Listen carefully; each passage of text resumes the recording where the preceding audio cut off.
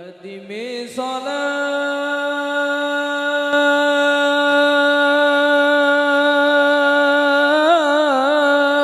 على النبي محمد.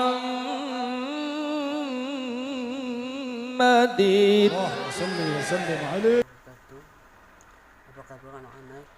Mudah-mudahan kabar kalian semuanya baik.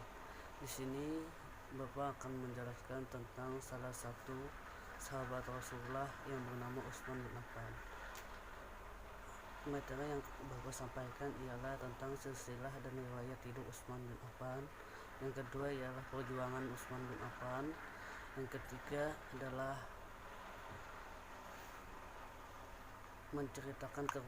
menceritakan kepribadian Utsman bin Affan.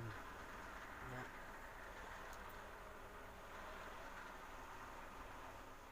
Yang pertama yaitu tentang riwayat dan silsilah Utsman bin Affan. Nama lengkap Utsman bin Affan adalah Utsman bin Affan bin Abdul Al-As bin Umayyah bin Abdul Sam bin Abdul Manaf bin Qusay bin Kilab. Ia lahir di Mekah 6 tahun sudah terjadinya peristiwa Am al-Fil, tahun gajah. Nasabnya bertemu dengan Rasulullah SAW pada Abdul Manaf, sedangkan ibunya bernama Arwa bin Quraish bin Rabi'ah bin Habib bin Abdul Sam bin Abdul Manaf bin Quraish. Nama ibunya adalah Arwa. Nenek Utsman bin Affan dari jalur ibu adalah Ummu Hukaim al-Baid bin Abdul Muthalib.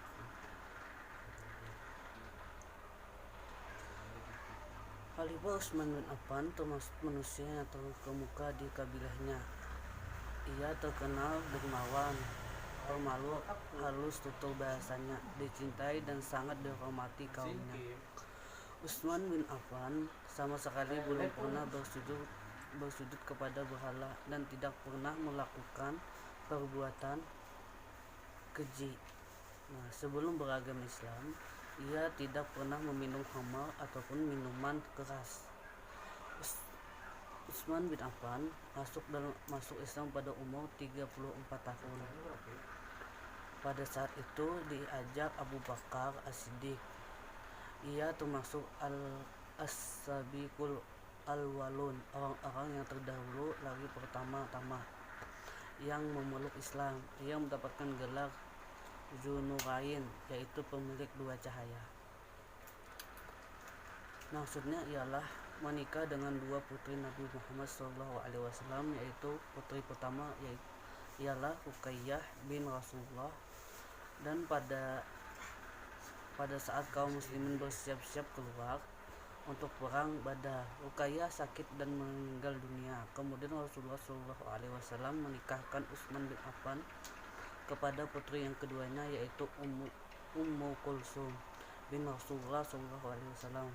Kemudian ada juga ulama menjelaskan maksud Dzunurain, yaitu salah satu nur cahaya yang diperoleh dari membaca Al-Quran, salah satu cahaya lainnya, dan melaksanakan salat malam.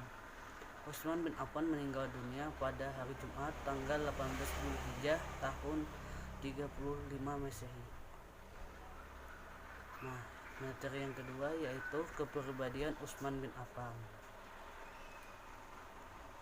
Khalifah Utsman bin Affan mempunyai kepribadian yang mulia yang dapat kita contoh dalam kehidupan sehari-hari. Adapun kepribadian Utsman bin Affan adalah yang pertama yaitu kerendahan hatinya. Yang dimaksud dengan kerendahan hatinya ialah Khalifah Utsman bin Affan mempunyai sikap rendah hati. Sikap ini munculnya dari keikhlasannya kepada Allah Subhanahu wa taala.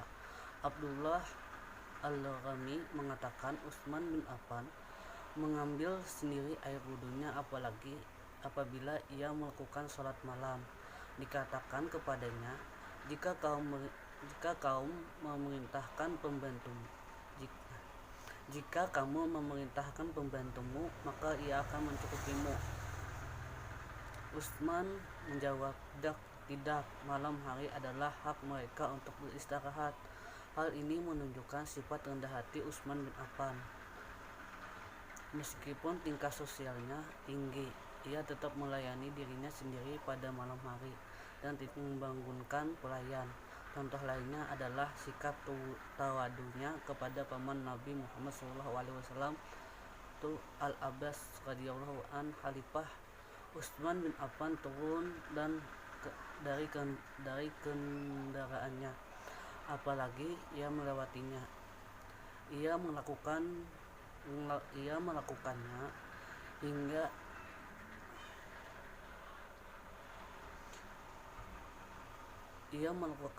hingga Al-Abbas tidak terlihat. Hal ini demikian menghargai dan menghormati paman Nabi Muhammad SAW. Yang kedua, kedermawanan. Khalifah Utsman bin Affan termasuk sosok yang sangat dermawan. Contohnya, pada waktu perang Tabuk, Utsman bin Affan mengeluarkan biaya yang sangat besar, yaitu membeli sumur dan menyedekahkan untuk kaum muslimin, membiayai perluasan Masjid Nabawi pada masa Rasulullah SAW masih hidup, menyedekahkan barang-barang dagangannya yang dibawa kabilah kepada kaum muslimin, padahal para pedagang sudah siap membelinya, memerdekakan satu budak setiap Jumat, sehingga jumlah budak yang dimerdekakannya sebanyak 2.400 budak. Sesungguhnya kedermawanan Utsman bin Affan merupakan sifat asli yang melekat dalam dirinya. Ia telah menggunakan harta bendanya untuk melayani agama Allah.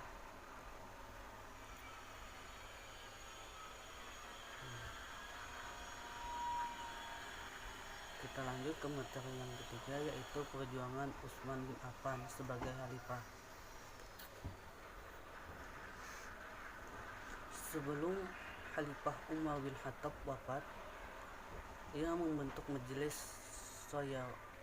syura yang beranggotaan 6 orang sahabat Rasulullah SAW yang kesemuanya pantas menjadi pemimpin. Keenam sahabat tersebut adalah Utsman bin Affan, Ali bin Abu Thalib, Abdurrahman bin Auf, Sa'ad bin Abi Waqqas, Al-Jubair bin Al-Awwam, dan Tahal bin Ubaidillah. Musyawarah majelis syura berlangsung 3 hari, dimulai dari hari Ahad dan selesai Rabu dini hari, tepatnya bulan Zulhijjah tahun 2023 Hijriah, 6 November 644 Masehi. Utsman bin Affan resmi menjadi khalifah ketiga menggantikan Umar bin Khattab.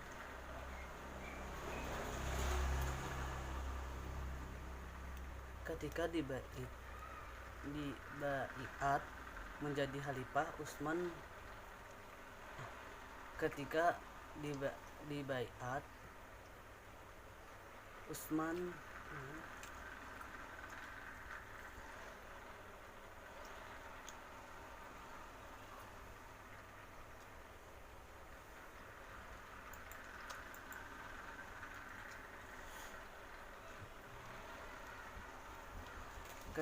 dibaiat menjadi khalifah, Utsman berdiri untuk menyampaikan pidato pertamanya bahwa ia dalam memerintah akan terikat dalam Al-Quran, As-Sunnah, dan ketetapan Abu Bakar dan Umar.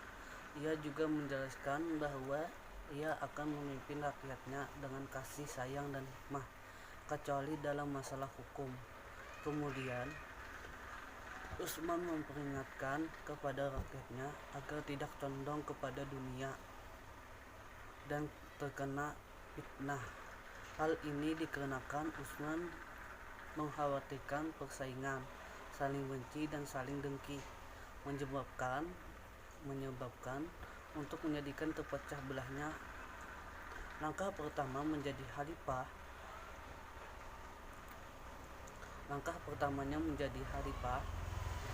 Utsman menyediakan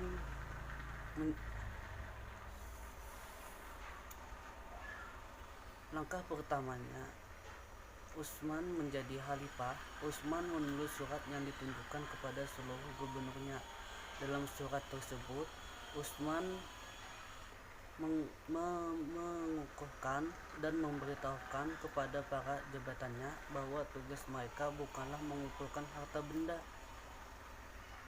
Tugas mereka yang sebenarnya adalah menjaga kemaslahatan rakyatnya. Selain menulis surat untuk gubernur, Utsman juga menulis surat kepada para panglima perang. Dalam surat tersebut, Utsman mengingatkan bahwa mereka adalah penjaga kaum muslimin, dan penggoyak masyarakat. Kemudian mengingatkan agar sadar akan kewajibannya dan melaksanakannya.